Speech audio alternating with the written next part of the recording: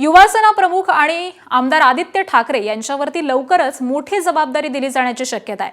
आदित्य ठाकरे हे ठाकरे सेनेचे कार्याध्यक्ष होण्याची शक्यता आहे। 19 जूनला पक्षाच्या वर्धापन दिनी त्यांच्यावरती ही जबाबदारी सोपवली जाण्याची शक्यता आहे। 2003 साली ज्या प्रकारे उद्धव ठाकरे यांना शिवसेना पक्षामध्ये कार्याध्यक्ष पदाची जबाबदारी देण्यात आली होती, अगदी तशाच प्रकारे आदित्य ठाकरे यांना कार्याध्यक्ष करून पक्षामध्ये महत्त्वाची जबाबदारी देण्याची शक्यता आहे आणि यासाठी पक्षाकडून कार्यकारिणी बैठक बोलवून याबाबत प्रस्ताव मांडून तो मंजूर केला जाऊ शकतो।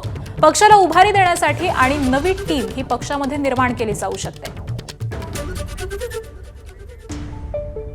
आणि दरम्यान आदित्य ठाकरेंना कार्याध्यक्ष पद देण्याच्या चर्चेवरती खासदार संजय राऊत यांनी काय म्हटलंय पाहूयात।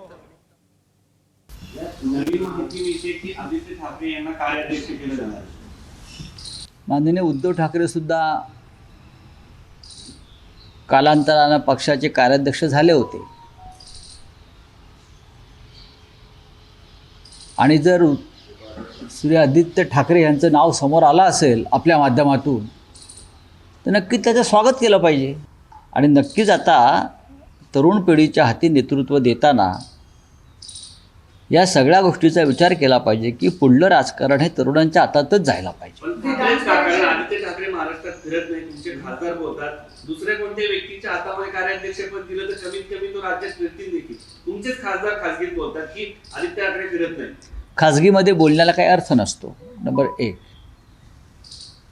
पक्षामध्ये अनेकदा याच्यावर पक्षाच्या संघटनेबाबत चर्चा होत असते।